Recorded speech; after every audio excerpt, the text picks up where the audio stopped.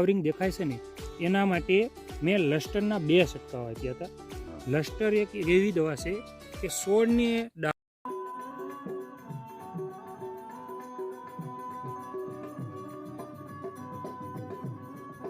નમસ્કાર દર્શક મિત્રો, આજે આપણે પ્રગતિશીલ ખેડૂત એવા આપણે વિછિયા તાલુકાનું મોટા હળમિતિયા ગામ છે. ત્યાં આપણે પ્રગતિશીલ ખેડૂત એવા રાજુભાઈ વાલાણીની મુલાકાત અને એમના જીરાની આપણે મુલાકાત લેવી.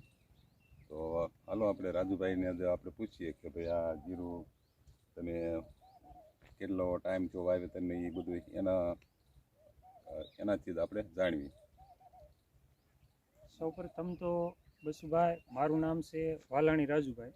હું મોટા હળમતિયાનો રહીશ છું, વિછિયા તાલુકાના મોટા હળમતિયા ગામ. હવે મારા જીરા વિશે પૂછતા હો તો આજે 75 દિવસનું જીરું થયું છે. હા, બરોબર છે. તો 75 દિવસનું જીરું થયું છે.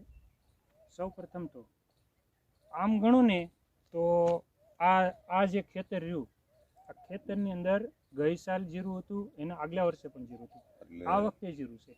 સતત આ ત્રીજું વર્ષ સતત ત્રીજી વખત આ ખેતરની અંદર જીરાનું વાવેતર કરવામાં આવ્યું છે શિયાળુ પીકમાં. અને ગઈ સાલ અને આવતી સાલ 2 વર્ષની અંદર જીરું હતું ને, એ 2 વર્ષ કરતા આ વખતે 2 વર્ષ કરતા બેસ્ટ જીરું છે.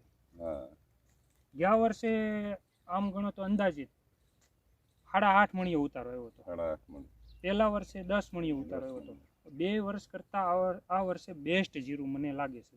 તો આ વર્ષે સારો ઉતારો આવે એવું મને જીરું દેખાય છે. એટલે 12 થી 15 મણ એક વીઘા દીઠ.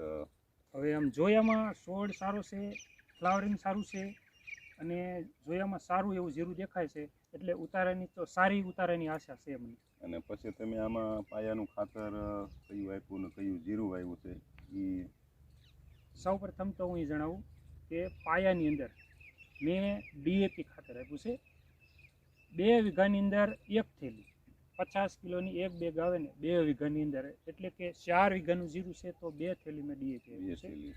અને નિધિનું 4 નંબર જીરું આવ્યું છે.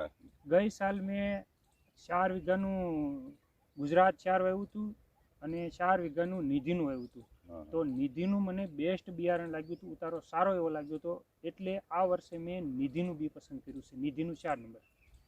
અને બીજા નંબરમાં જે નિધિનું જે જીરું આવે છે એ બીજા કરતાં આપણે કોઈનું ઓલું નથી, પણ બીજા કરતાં રોગ પ્રતિકારક શક્તિ સારી ધરાવે છે.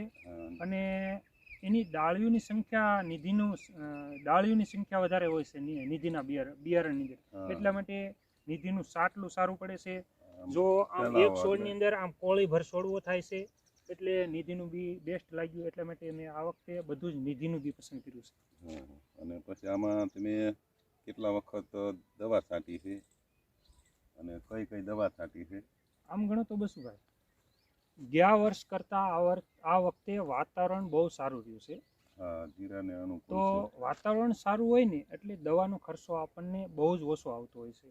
દવાના છંટકાવ ખૂબ જ ઓછા આવ્યા છે. તો વાતાવરણને અનુકૂળ જ રહ્યું છે. આ વખતે જીરું જ્યારથી વાવ્યું અત્યાર સુધીમાં કોઈ પણ વાતાવરણ બગડ્યું જ નથી કોઈ દિવસ. એકદમ સારું જ વાતાવરણ રહ્યું છે. ઝાકળનું પ્રમાણ આવે છે થોડું, પણ એ કોઈ નુકસાન નથી કર્યું. ઝાકળનું કોઈ નુકસાન થયું નથી.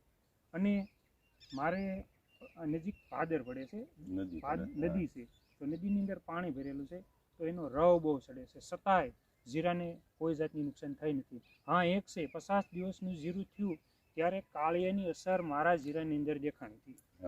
એટલે મેં તરત જ ગેલેલિયાનો એક છંટકાવ કર્યો. પછી 8 દિવસની અંદર મેં સાપ પાવડરનો છંટકાવ કર્યો, તો કાળિયાની અસર સાવ નાબૂદ થઈ ગઈ, દૂર થઈ ગઈ.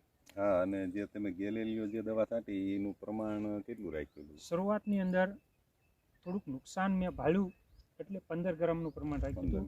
નહીંતર પહેલો ડોઝ હંમેશા 10 ગ્રામ આપવી તો એને સારું રહેશે, પણ નુકસાની હતી એટલા માટે મેં 15 ગ્રામનું પ્રમાણ રાખ્યું હતું. એમ અસર દેખાણી એટલે તમે 15નું રાખ્યું. બરોબર. તો ગેલેલિયાના આ વખતે મેં 2 છંટકાવ માર્યા છે. આ વખતે બીજી દવા ખૂબ જ ઓછી છાંટી છે. અને ગેલેલિયાનું એક છંટકાવ કર્યા પછી 15 દિવસે 12-13 દિવસે બીજો છંટકાવ માર્યો. અને એના 8 દિવસ પછી સાપનો એક છંટકાવ માર્યો વચ્ચે. પછી અત્યારે આમ ગણો તો ખૂબ જ વરિયાળી બેસી ગઈ છે અને બીજો માળ ચાલુ થઈ બીજો ગયો છે. માળ ચાલુ થઈ તો ગયો હવે આમ ગણો તો એવી રીતનું મને દેખાય છે કે 15 થી 20 દિવસમાં જીરું લગભગ પાકી જશે. તો અત્યારે કાલના દિવસમાં એટલે કે 30/1/2025 કાલના દિવસમાં મેં નેટિયાનો એક છંટકાવ માર્યો છે. જરૂર નથી બસુભાઈ હા. નેટિયાની, પરંતુ આગાહીકારોએ આગાહી આપી હતી કે વરસાદ થવાનો છે. હા. જો કે મેં હલકો છંટકાવ કોઈ સાપ પાવડર કે ડાયોથન 45નો છંટકાવ કર્યો હોત છતાંય જીરાને કાંઈ વાંધો ન આવે. પણ આગાહીકારોએ આગાહી આપી છે કે 2 3 તારીખની આજુબાજુમાં વરસાદ થવાનો છે. હા. એટલા માટે જીરાની અંદર કાંઈ નુકસાન ન આવે એટલા માટે મેં નેટિયાનો ખર્ચો કર્યો અને નેટિયાનો છંટકાવ કર્યો છે. હા. હવે જીરામાં હું તમને ફ્લાવરિંગ વિશે જણાવું. તે ફ્લાવરિંગની અંદર આજે આટલું સરસ ફ્લાવરિંગ દેખાય છે ને, એના માટે મેં લસ્ટરના 2 છંટકાવ આપ્યા હતા. હા. લસ્ટર એક એવી દવા છે કે છોડને ડાળીમાંથી ડાળીને ફોડી નાખે છે અને દોડવાનું પ્રમાણ વધારે છે. એટલા માટે લસ્ટરના મેં 2 છંટકાવ આપ્યા હતા. હા. તો ધન્યવાદ રાજુભાઈ, તમે આટલી માહિતી આપવા બદલ. બસુભાઈ, આટલો કિંમતી સમય ફાળવ્યો અને આટલી માહિતી વિશે આટલી જે મેં માહિતી તમને આપી એ બદલ હવે ધન્યવાદ. જય જવાન, જય કિસાન. જય માતાજી, આવજો.